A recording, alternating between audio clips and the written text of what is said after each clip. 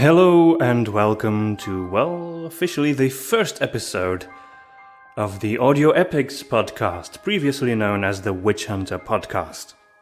You may hear a lot of reverb while I'm talking. That is because, I just moved and I don't have a new studio yet, so I'm just recording this in a room that is filled with cardboard boxes. The story of Witch Hunter is over, but that doesn't mean that we quit, not at all. In fact, there's going to be a lot more stuff from us from now on. We'll try to, do some stuff like interviews and, regular podcast stuff, but we also want to continue broadcasting more audio stories. And today, I'd like to present the very first episode of a 5-episode series, The Will of the Woods. The Will of the Woods is an audio drama that we made about 3 years ago, and it won a Gold Ogle Award for fantasy audio drama at Convergence in Minneapolis. It's a fantasy fairy tale for all ages, so it's very different from the, dark and gothic feel of Witch Hunter.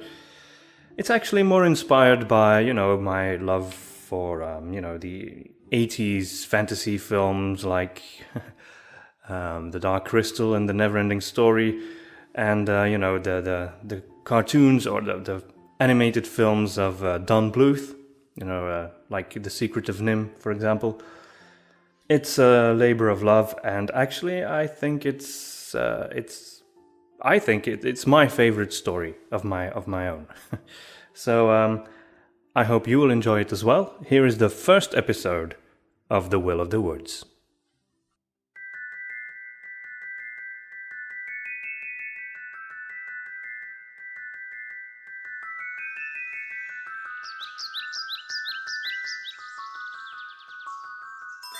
Once upon a time, there was an infinite forest. No matter how far any traveler would venture, they would never reach the end of the trees. There were places where beeches stood tall and solemn, like columns in a cathedral. Dark places where pine trees huddled close together, and places where ancient, gnarly trees rested, old enough to have forgotten their own names. But throughout all of the woods, the same presence could be felt. Some called it the heartbeat of the woods. Others knew it as the spirit. But most simply called it the will of the woods.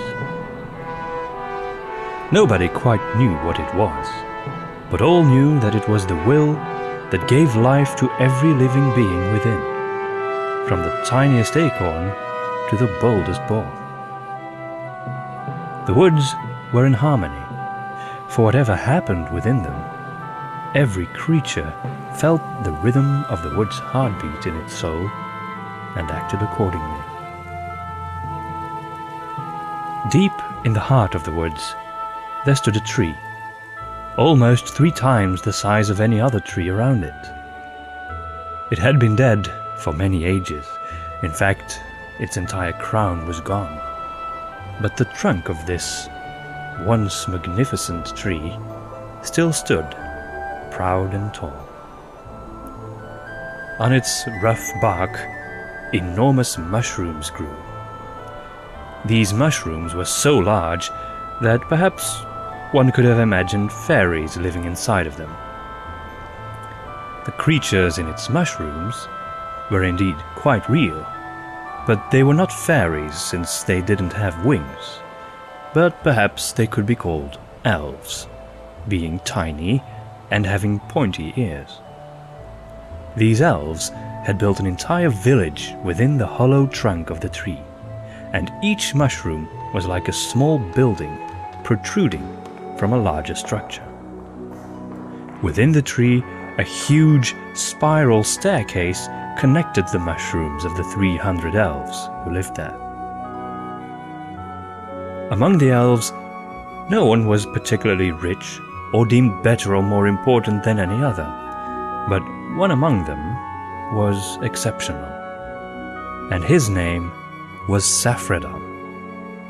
Elves age very slowly, so slowly that some of the oldest among them still look like they're in their 20s.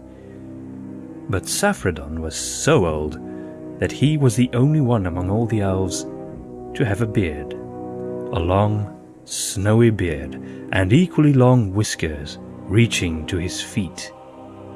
His hair was draped around his shoulders, and his brows were like white wings reaching out. He lived alone in the roots of the tree, and as the village wizard, he was the eldest and most respected among all elves. His counsels were held sacred by everyone. And yet, few of them ever visited him, keeping a distance out of awe and perhaps a bit of fear as well. Most of them, except one, his pupil, young Nowick.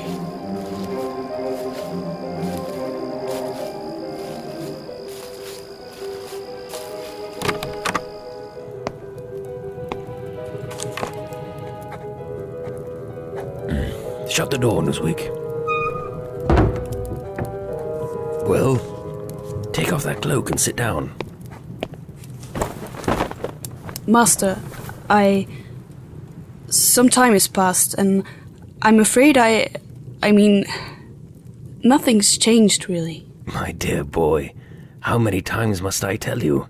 Patience. Patience is a virtue you will need to learn. I'm not sure I even want to be patient anymore. If you don't know what you want, you won't find it, lad. Cease troubling your mind and wasting my precious time. I'm sorry, Master. It's just that I would so dearly love to be... Like me? You will never be exactly like me, Nowick. And it will take you at least another 500 years to grow a beard like mine. Small steps, boy, small steps. The root leaf juice? Yes, please. Right. Now, what is the purpose of your visit on this late hour? As I said, some time has passed, and... And nothing's changed. I know. I know what you're feeling, my lad. You do? It is the will of the woods. I felt it too when I was your age, and as a youngster, it took me some time to learn how to deal with it. I know what it's like, that overwhelming power, that intensity, like the life force of all the woods and all their denizens are flowing through your veins, your heart burning like the sun. Master, I don't know if what I'm feeling in my veins is in fact the will of the woods. Of course it is, my boy. You are the new village wizard. I foretold it upon your birth, and I know it with all my being. You will be my successor. I don't think it's the heartbeat of the woods that I feel, but my own. And I don't think my heart is burning for the harmony of the Great Spirit, but rather for, But what? Well, for Marilia, you know? In love. That's all. You're simply, mundanely, everyday run-of-the-mill in love. Which doesn't mean I do not intend to follow in your footsteps, Master. Yes. Well, yes. It is a disappointment, to be frank. But all right. I assume you are indeed a bit young to be hearing the call of the will at this stage. And what are my feelings for Marilia? Nowick, my boy. Every elf falls in love at some point. But that is not my terrain, so there is no need to bother me about it. But, Master, you are the wisest of all elves. Wise? Oh yes, I suppose I am. And that's why I can tell you now. Nothing, no one is going to be a better guide for you than life itself. I do need some advice, Master. Dear boy. And that is why you come to me. Listen, friend. All the advice in the world will not help you in this, because when you're in love for the first time, you will behave like a foolish creature, no matter how hard you try not to. All I can tell you is, don't worry too much about it. Oh. And go and see her tomorrow. Give her a flower. Go on a walk together and tell her what's on your mind. And try not to make a mess of it. Thank you, Master. I think. one of the smaller mushrooms that clung to the tree's bark was home to the blueberry family. The father was called Balm Blueberry, a carpenter. Mother Blueberry was Tanner, the weaver. The blueberries also had a daughter, Marilia, and she was probably the most beautiful of all the elven girls in the entire tree. Marilia had long, flowing, dark hair and deep sapphire eyes that reflected the light of the sun and turned it, in young Nowick's opinion, into an unusually bright star shining in the cool blue firmament of a summer's evening. The young wizard's apprentice had discovered this particular quality of hers some time ago, and since then he had been quite eager to tell Marilia of his opinion, but to date at least he had lacked the courage to do so. Although Marilia was approaching womanhood and Nowick was still a few years younger, the pair of them were very close friends. Nowick's parents had died when he had been no more than a tiny elf toddler, and the blueberries had gladly taken it upon them to welcome one more elf into their family. And so, little Nowick had spent his earliest years with the blueberries, right up until the moment when the old wizard Saffredon had chosen him as his apprentice. Marilia, who rarely saw the old wizard, was very curious about the old elf, and she was often eager to learn more about the wisdom that Saffredon taught Nowick. That morning, Nowick had a plan, and it involved a flower. He rose particularly early out of the little room within the tree roots where he lived, and hastened past the many beautiful and delicate pathways, bridges and steps carved inside of the tree. And so he made his way to an irregularly shaped door that led to the mushroom where the blueberry family lived. Oh, Nowick lad, good to see you. What have you got there, a flower?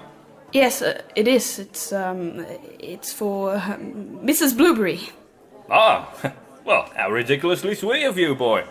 Well, go on, come in. You know the way, don't you? Look here, Tanner. Nowick's got a flower for you. A flower?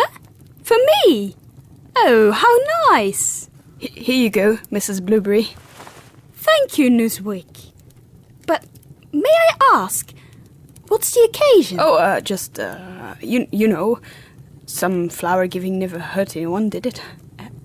Anyway, Mrs. Blueberry, do you happen to, know perhaps where Marilia might be finding herself currently, as it were, since I need to ask her about some things? I'm afraid you've just missed her, boy. She went outside to pick some flowers. I see. Well, I'll be off then. We were just about to have breakfast. Aren't you hungry, Nowick? No, I'm short on time today. Bye.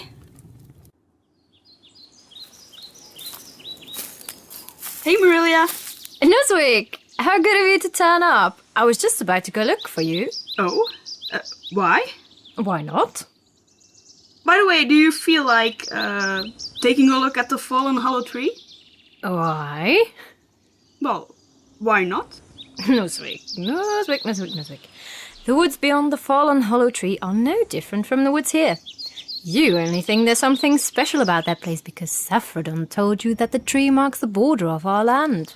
Saffredon also told me that the land belongs to no elf, but that all elves belong to the land, so... So, does that mean our land doesn't end there?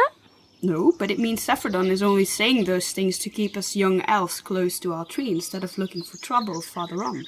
Which is just why you're so keen on taking a look over there, isn't it? I get it.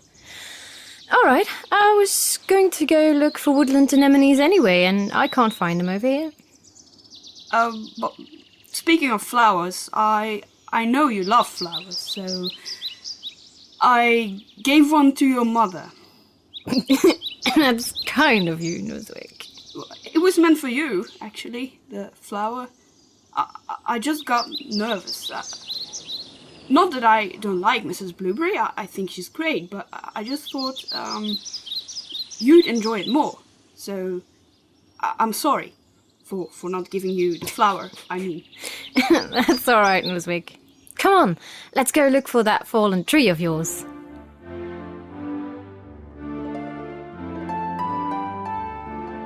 Nowick and Marilia happily made their way through the trees until they reached an enormous trunk that lay hollow, half sunken in the ground, looking like some dark cave.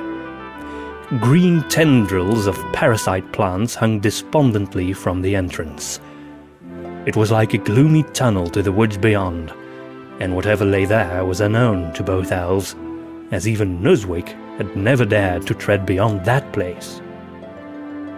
Still, however forbidding it looked, that place exuded a strange attraction to Nowick, who liked nothing more than trying to climb it as far as he could without slipping.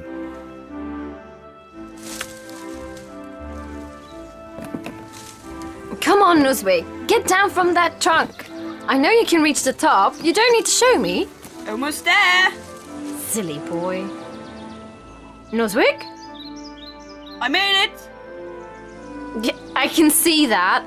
Now let's see if you can make it down without hurting yourself. You should come up, Marilia. I can see the woods beyond. Never mind that, Nowick. And I can see... Hey, that's odd. Come down, Nowick, before some creature from beyond takes sight of you. Don't be silly, Marilia. Come on, jump down. Remarkable how quickly you made your way down once I mentioned those creatures. I've seen something interesting. On your side. It's really not far. What did you see? It looked like some sort of... Well, like a construction, really. A large gate or something. Nowick, we came down here for woodland anemones. You did. I know. I came for adventure. Haven't you been adventurous enough for the day? No, because I've seen something and I want to know what it was. And who knows, maybe we'll find some anemones too along the way.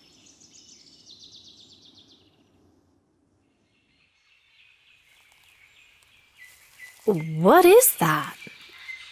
It looks like roots sticking out of the earth, twisting to form a gate. Yes, but what is that? Those markings in the roots above it. Writing. Words. What does it say? It seems to be some form of ancient elven. Difficult to read, but wait. It says... Gate of... the world. And then there's a bit of moss covering the text, but after that there are 3 lines with the word lose in them. Lose? Lose what? I don't like this, Nowick. Wait, I can read the top one. The wise will lose their destiny. And then? The carvings are fading a bit, but wait. That word means evil or evildoer. Will lose eternity. And then there's innocence or the innocent. The innocent lose himself. That's it. The innocent will lose themselves. And the evil ones lose eternity. Strange. So, the gate of the world, the wise will lose their destiny, the evil will lose eternity, and the innocent will lose themselves. Must be a note saying us something. Although I wouldn't understand what it means. Well, obviously, if you step through the gate, you will lose something. Oh, come on. You can't be serious. I don't know. Come, we've seen this thing. Let's go pick some flowers now.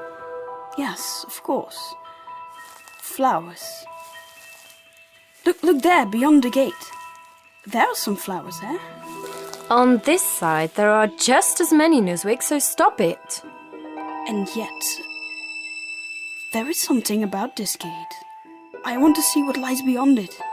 You can see that, can't you? Trees, moss, flowers, nothing special. Maybe we'll find something over there. Like what? Something no other elf has ever had. Something special. Come on, Nowick. Let me just put my hand through it, Marilia. No, come on. It won't hurt. Just my hand. Just let me try. Nowick. Look. I'm moving my hand through the gate. And it's still attached. That's a good thing. But it feels so weird. It tingles. There must be magic involved. Stay away, Nowick. I want to go through. No, Nowick, stop it. Think. You're so curious. Come, let's go pick some flowers. I need to know what's beyond this gate, Marilia. No, Nowick, you don't. Please don't do this. It's dangerous. Nowick! Nowick!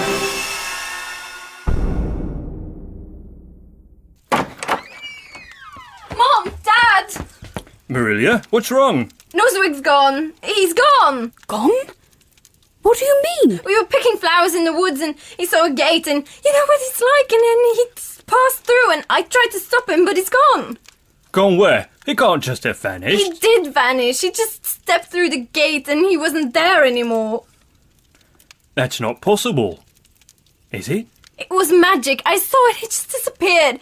He's gone. He's lost. There. Oh no. Balm. I think I know. What? That gate. You don't think it's... It could be. What are you talking about?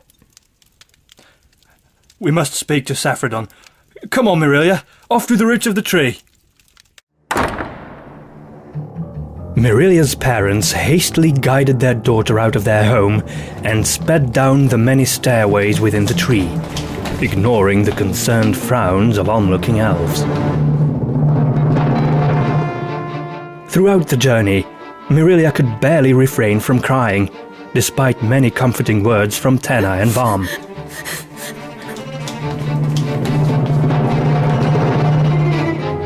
At last, they reached the roots of the tree, where they chose a long, winding tunnel leading them down into the depths. The tunnel was brown and sandy, and would have been dark were it not for the many little lanterns that spread a warm, yellowish light along the way. Here it was quiet, deserted even, compared to the busy village above. Finally, they reached the end of the tunnel and a round door with a large copper knob holding a ring in the middle of it. They anxiously knocked on the door. Nowick. No, it's us. Do you think he'll even let us in? What's going on here? Something's happened to Nowick. I might have known. Come in.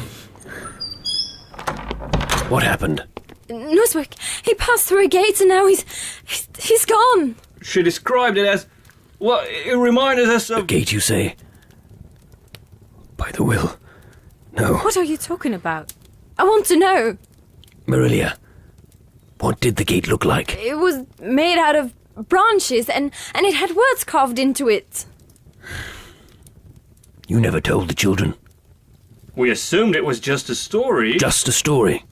Saffredon's stories are never just stories, you foolish elf. Be gone now. But Saffredon... Leave us. I need to speak to Marilia. It's all right, Balm. Let's just do what he says. I understand. We'll be right back then. No, you won't. I'll send Marilia after you.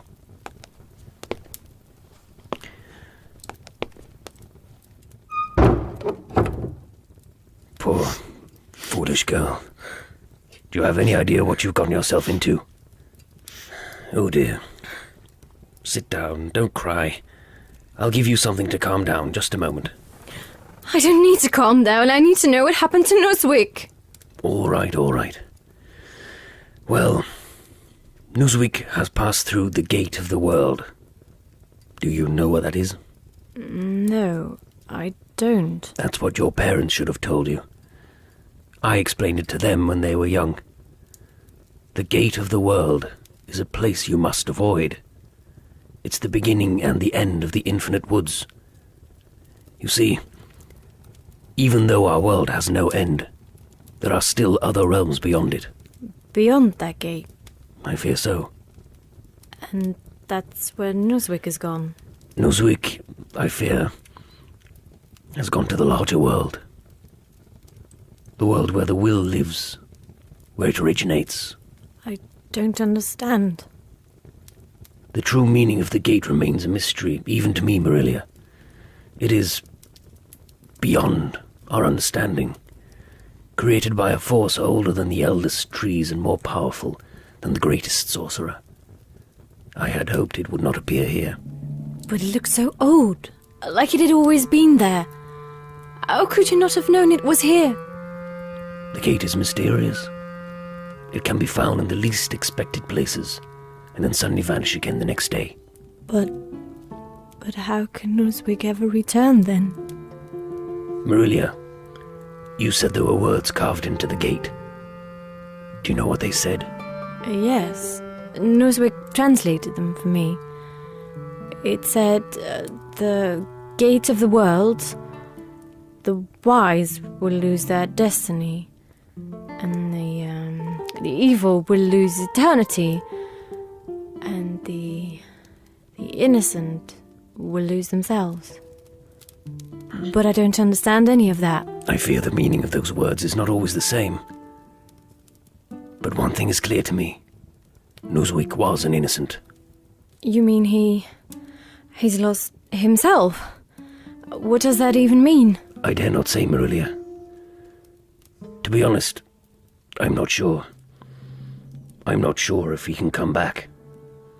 I don't know if this is somehow part of his purpose in the will of the woods, or if he's just gone. Do you mean he may be dead? He's not dead, Marilia. He's somewhere else, and the will is looking out for him. That sounds like he's dead. I don't know, Marilia. It's hard to say. Hard to realize. He may not return. I'm sorry. I don't have the power to help you.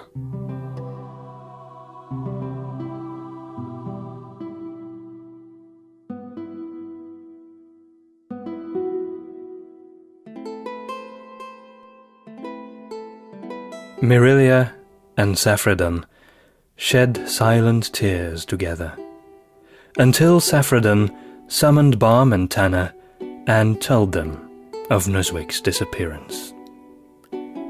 They were deeply saddened by the news. A week later, a ceremony was held in the tree in remembrance of Nowick. All elves present were deeply saddened, and some wept openly. But no one felt the hurt that had struck Marilia. She felt broken inside, as if a great part of her heart had suddenly been stripped away, and the world itself was lost. As Saffredin tenderly described the bright pupil and the happy boy that he had known, Marilia quietly sunk into despair. In the days that followed, life in the tree slowly regained its normal pace, and over the months, the horrid memory of Nowick's disappearance faded. For Marilia, however, a deep, terrible emptiness remained, and she knew that a gaping hole could not be filled by anything less than Nowick's return. She turned inwards, becoming lonesome and quiet. She spoke only to her parents and to Saffredin, who had come to enjoy the girl's presence more and more over time. She took to visiting the old wizard more frequently, and learning ever more about the woods from him. She couldn't quite say why, but in conversing with this old elf, she somehow felt closer to Nowick, as if there was still a part of him left in her life.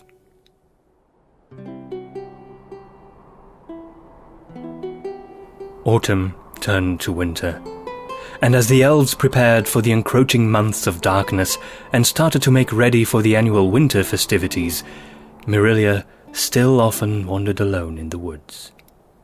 One dark, snowy night, as Marilia's parents were having a drink in the tavern mushroom, a patron entered the room with most unexpected news. Just look outside, Tanner. The woods are dark and the snow's deepening. It's getting dangerous for us elves. I know. And still Marilia keeps going out there, on her own no less. I'm worried, Barm. The woods are looking grim and lonesome. Grim and lonesome. Sounds like Marilia herself. It's like the only one she still really talks to is Saffredon. I think she's still upset with us for not telling her about the gate. We should have told her, but I'll admit I never really believed the stories myself. Did you? No, but I certainly do now. There's more in the woods that can be dreamt of by us, and we often forget how small we really are. Who knows what dark beings roam out there, looking for defenseless prey like Marilia. I don't want her to go too far out there, or too late in the night. I'd want her to stay here and enjoy the winter festivities.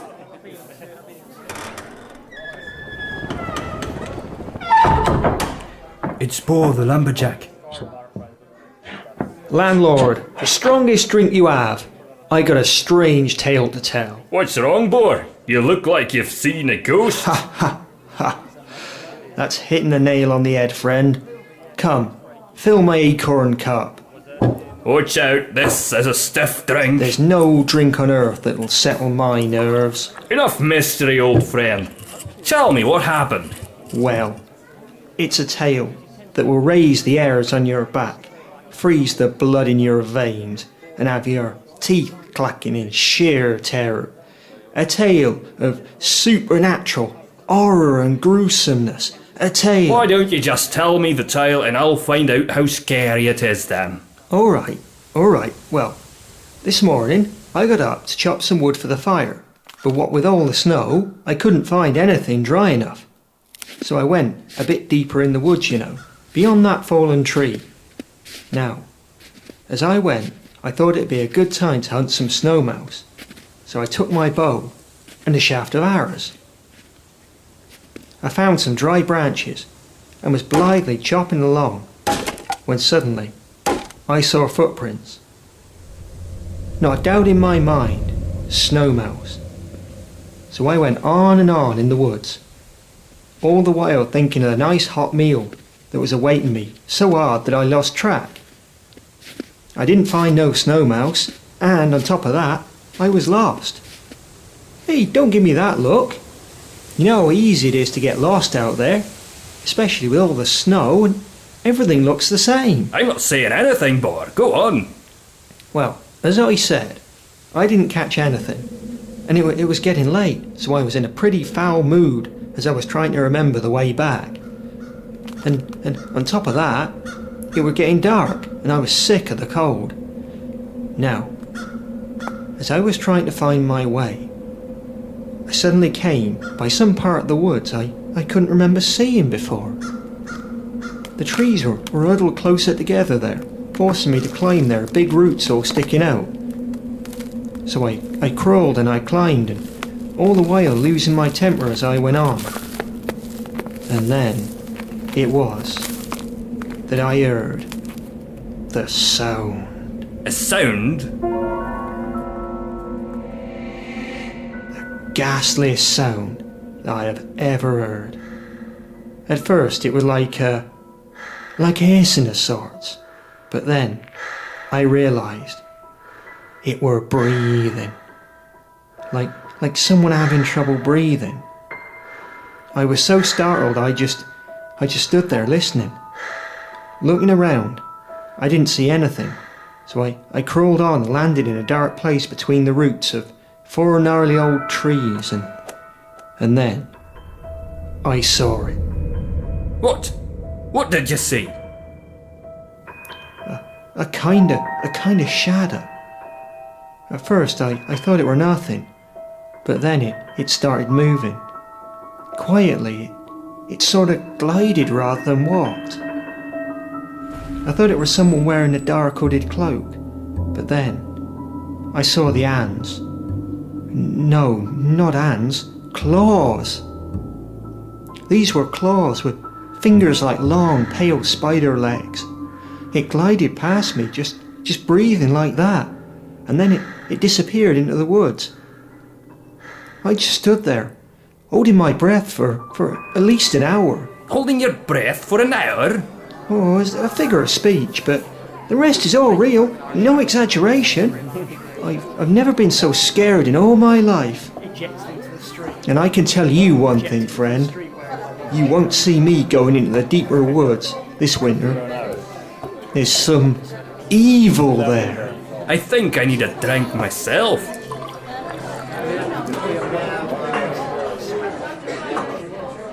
Did you hear that, Tanner? The woods aren't safe anymore. We really need to tell Marilia. Come, let's go home. So, that was episode 1 of The Will of the Woods. I hope you enjoyed it. There will be more next week. Meanwhile, I'd like to thank you all for your wonderful suggestions for the girl's name for our baby. There were some great ones. Turns out we're going to have a son. Still, we were quite happy with all the suggestions you guys sent in. So what we're going to do is we're just going to randomly pick someone and send another copy of Witch Hunter. You know, the version with the music and extras, etc. So thank you again, everyone, and you'll hear more from us next week.